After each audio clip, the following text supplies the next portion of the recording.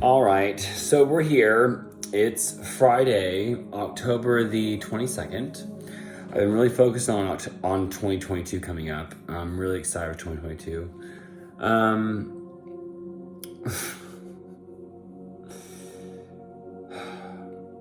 You know,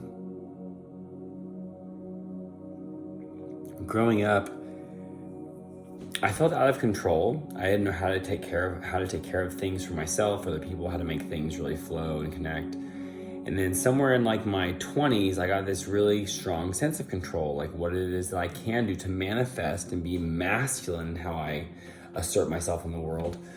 And then somewhere in the last like year and a half, and especially since, ever since that happened, I felt out of control. I woke up this morning, message all my privates for the day and tell them that, hey, we're having lessons today. One of them responds back, hey, I forgot about this one, can't make it. Of course, flow with it, love, grace. 5 minutes later, get a phone call.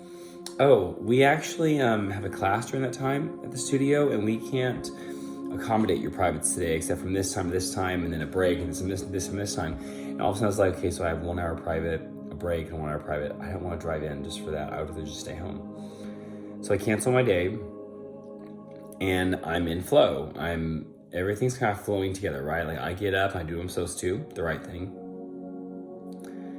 And then it gets canceled by one person, then another person, and I went, you know what? It's fine. Then just don't go. So I didn't go. And I'm sitting at home, not working my dance job, turn on my psychic job because I'm like, hey, I should see what the psychic job is about right now. Had 3 amazing readings. Felt connected, felt instant like clear cognizance coming in, visualization's really strong. Not necessarily meeting exactly what the person wanted me to do, but being myself, being up front. $16, 3 readings. Took me like 10 minutes. What is that, $1.60 a minute? And everything's, again, back to flow. And there's this sense of need to trust flow and to let flow take over and grab on to what we can and what we, I've back to the serenity prayer so many times in the last like week or two, is that, I don't know what the actual words are, but give me the courage to accept the things that I can't change. Give me the wisdom to know the things that I can change, and give me the motivation to change those things. And then give me the ability to just sit back and not put any decision at all, whether to change or to flow. Just let it happen. How do you just let control happen? And so I had some Fireball because I was like, well, I'm not going to work today, so I might as well drink. I haven't day drank in a long time. That's what usually 20-year-olds do. And so I'm day drinking. And the 5th dimension, what is the 5th dimension? Who am I in the 5th dimension? In the 5th dimension, I fully accept that if I just let go completely and just fully observe my life and let the flow versus control happen, everything will fall into place. That's my 5th dimension. But there are so many things in the 1st through 4th dimensional plane that are constantly reaching out and tempting us to saying, wait, are you sure you want to go? Wait, are you sure you should control right now? What should I do? Like in that question of what should I do? How should I do it? When should I do it? Why should I do it? Where should I do it? All those W's and H, they don't equal anything. Nothing. I'm having kombucha now. We have dinner like in half an hour. I should probably sober up before then, but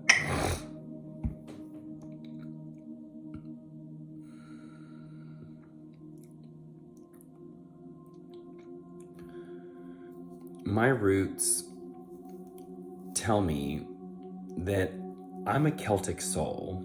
I have a gypsy energy to me. I like consistency. I like stability and security.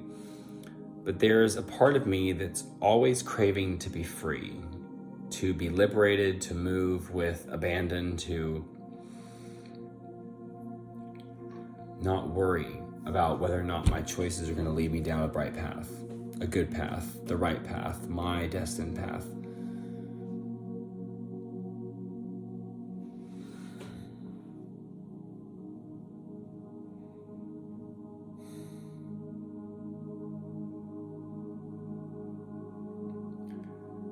Loving unconditionally is really hard. You know, I mean, I think there's a lot of, when I was growing up, it was about loving other people and the way that God loved me unconditionally.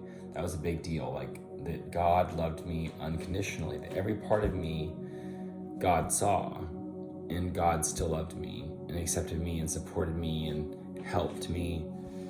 And for me, in the beginning, that archetype of God doing that for me was, well, I should do it for other people.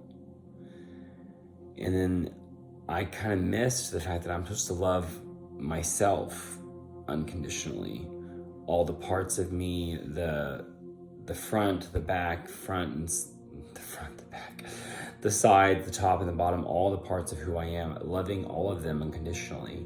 And knowing that every choice I made, every thought I had, every different personality I was leading me here. And so if I love myself here, I would have to love all the parts behind and all the parts in front. That's how it works. And my 5D journey has been about self-love, self-acceptance, self-actualization and realization.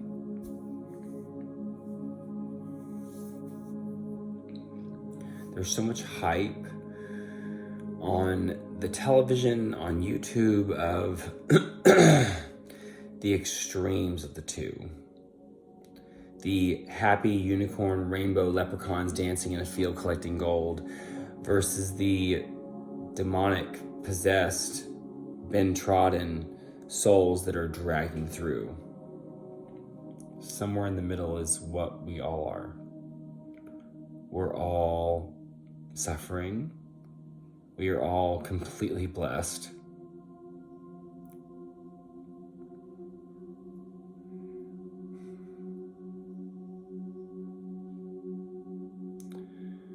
I'm doing this live activation with Christina Lopes. Hashtag hi Christina.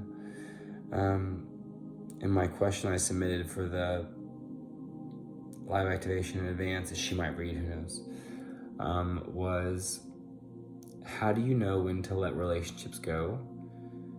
And how do you know when to hold on to them? You know, in the end, like, if we have complete faith and trust and belief in our own self and universe and God and supported angel team, then no matter what choice we make, it's going to lead us to a positive place. And if that's the case, then why does it matter? How do you choose to hold on or to let go? So many things coming to an ending. 2021, numerological year of 5, change, destination paths forking off. Where is that going to when it finds balance for 2022? And I'm scared. I'm scared, which means I'm not living in faith. 9 minutes, 3 seconds.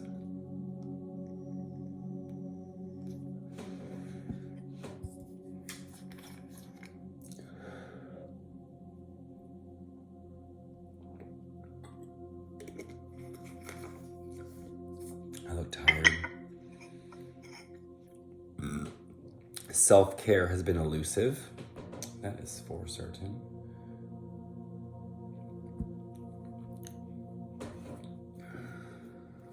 I love you guys so much.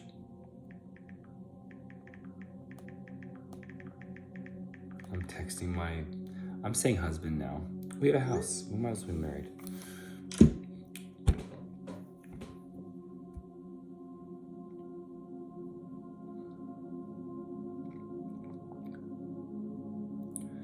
Sometimes I'm scared because no matter what hard and state of life I'm in, 10 minutes exactly, wow.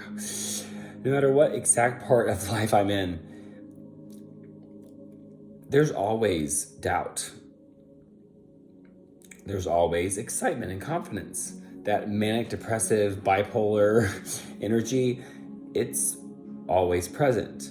There's nothing we can do in our bodies to really release that manic, depressive, opposite end feeling away. You know, it's kind of like when my kids, I have so many kids, my students, so they were scared. I'm like, good. Now use that energy and make it into excitement. We have to choose. It's hard in every direction. There's no direction we can't take that's not going to be hard at times and easy at others. We have to choose. Decide what path you want and then walk it. Back to metaphors. You know, it takes an easy man can talk the talk, but a hard man walks the walk. I just kind of changed that original action, whatever that my version is now. It's the best version for me. An easy man can talk the talk, and a hard man can walk the walk.